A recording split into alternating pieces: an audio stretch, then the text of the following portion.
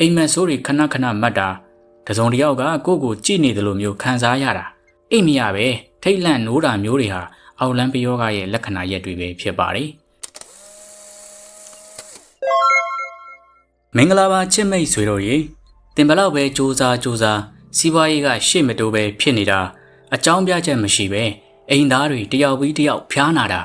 အိမ်ထဲမှာအမြဲတမ်းပူလောင်မုန်းကျက်နေတာမျိုးတွေကိုကြုံဘူးပါသလားလူအများစုကဒါကိုကန်ဆာတာကြောင့်ပဲလို့ထင်တတ်ကြပေမဲ့တကယ်တော့တင့်အိမ်ကိုမမြင်ရတဲ့အောက်လန်းနည်းတွေမကောင်းတဲ့ပယောဂတွေနဲ့တိုက်ခိုက်ပြီးလက်ပိတ်အောင်လှုပ်ထားတာမျိုးလည်းဖြစ်နိုင်ပါတယ်ဒါဟာရှေးရခင်ကတည်းကရှိခဲ့တဲ့အမှောင်လောကရဲ့နီးလန်းတွေပါဒီနေ့မှာတော့တင့်ရဲ့အိမ်မှာပုံမှန်မဟုတ်တဲ့လက္ခဏာတွေရှိမရှိတင့်ရဲ့စီးပွားရေးကိုအောင်လန်းနဲ့ပိတ်ထားတာဟုတ်မဟုတ်ခွဲခြားသိနိုင်မဲ့အချက်6ချက်ကိုအသေးစိတ်တင်ဆက်ပေးသွားမှာဖြစ်ပါတယ်နောက်ဆုံးအချက်ကတော့အိမ်တိုင်းတတိထားရမယ့်အချက်ဖြစ်လို့ဗီဒီယိုလေးကိုဆုံးအောင်ကြည့်ရှုဖို့ဖိတ်ခေါ်ပါတယ်ပထမဦးဆုံးလက္ခဏာကတော့အိမ်ထဲမှာခံစားရတဲ့အာယုံပဲဖြစ်ပါတယ်အပြင်မှာရာသီဥတုဘယ်လောက်ပဲအေးအိမ်ထဲကိုဝင်လိုက်တာနဲ့စိတ်ထဲမှာပူလောင်မွန်းကျက်ပြီးဒေါသထွက်ခြင်းစိတ်တွေဖြစ်ပေါ်လာတတ်ပါတယ်ဒါတွေမကပဲအိမ်ရဲ့တနေရာကနေပုတ်ဆက်အနံမျိုးအသေးကောင်ပုံနှံမျိုးဒါမှမဟုတ်အောက်တိုးအနံမျိုးတွေကိုအကြောင်းပြချက်မရှိပဲရလာတတ်ပါတယ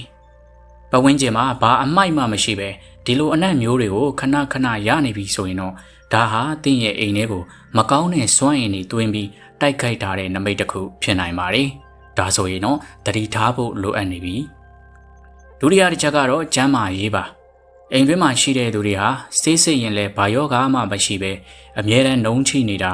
ခေါင်းကိုက်တာပခုံးတွေလေးလံနေတာမျိုးတွေခံစားရတတ်ပါတယ်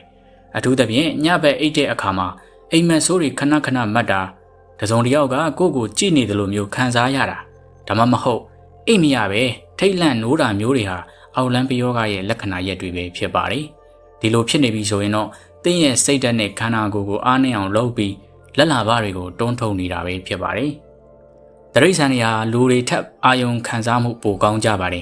တင်းအိမ်မှာမွေးထားတဲ့ခွေးဒါမှမဟုတ်ကြောင်တွေကအကြောင်းမဲ့အမောင်ထဲကိုကြည့်ပြီးဟောင်းတာကြောက်လန့်တကြားထွက်ပြေးတာဒါမှမဟုတ်အိမ်ရဲ့တနေရာတွေကိုပဲစိုက်ကြည့်နေတာမျိုးတွေရှိပါသလား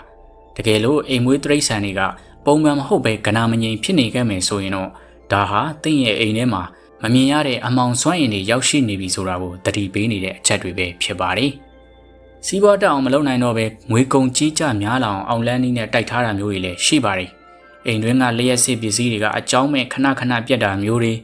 ဒါတွေမကပဲအိမ်ကဖျားစင်မှာတင်ထားတဲ့ပန်းတွေဟာတခြားနေရာတွေထပ်ပို့ပြီးတော့မြန်ဆန်ညှိုးနှမ်းသွားတာတွေအိမ်ထဲမှာပစ္စည်းတွေထားတဲ့နေရာတွေမေ့သွားတာဒါမှမဟုတ်မရှိတဲ့နေရာတွေမှာတခြားပစ္စည်းမျိုးတွေရောက်နေတဲ့နေရာမျိုးတွေဒါတွေဟာတင့်ရဲ့အိမ်ကိုလက်လာပါပိတ်ဆို့အောင်နှောက်ယှက်ခံထားရတဲ့အချက်တွေပဲဖြစ်ပါတယ်ဒါပြင်တင့်ရဲ့အိမ်ရှိမှာစိုက်ထားတဲ့အပင်တွေဟာရေမမှန်လောင်းမာလျက်နဲ့အကြောင်းမဲ့အခိုင်ခတ်တွေခြောက်ပြီးတေကုန်တာမျိုးတွေလည်းကြုံရတတ်ပါတယ်ပြီးတော့အိမ်ထဲမှာဘလောက်ပဲတန်ရှင်းရေးလုပ်ဖုန်းတွေအမြဲတမ်းတက်နေတ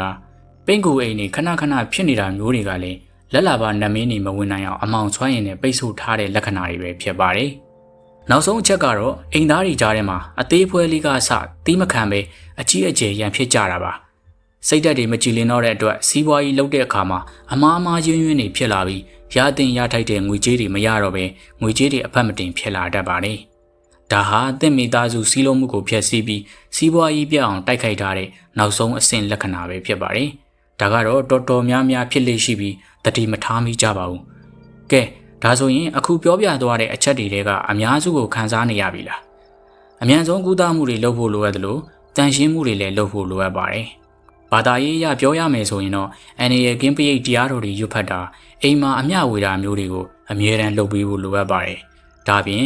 ်ကုသိုလ်ကောင်းမှုတွေကိုလည်းစင်စက်မပြတ်လုပ်ပေးဖို့ကပိုပြီးတော့အကျိုးရှိတဲ့လက္ခဏာရဲ့တစ်ခုဖြစ်ပါတယ်ဒီဗီဒီယိုလေးကအသင်တို့အကျိုးရှိတယ်ဆိုရင် like ပေးခဲ့ဖို့မမေ့ပါနဲ့ဦးနော်နောက်ထပ်လည်းအောက်လန်းပယောဂတွေကနေဘလို့ကာကွယ်ရမလဲဘလို့အချက်လက်တွေကအောက်လန်းဖြစ်နိုင်လဲဆိုတာတွေကိုကျွန်တော်တို့မျှဝေပေးအောင်မှာမဟုတ်ကျွန်တော်တို့ရဲ့ channel လေးကို subscribe လုပ်ထားပြီးပါအောင်နော်တင်းအိမ်မှာရောအခုလိုမျိုးထူးခြားတဲ့အချက်လက်မျိုးတွေကြုံဘူးပါသလားကြုံခဲ့တယ်ဆိုရင်တော့ comment မှာပြောပြပေးခဲ့ပါဦးနော်အားလုံးပဲဘေးရန်ရဲ့ကင်းရှင်းပြီးလက်လာပါတွေပွင့်လန်းကြပါစေခင်ဗျာ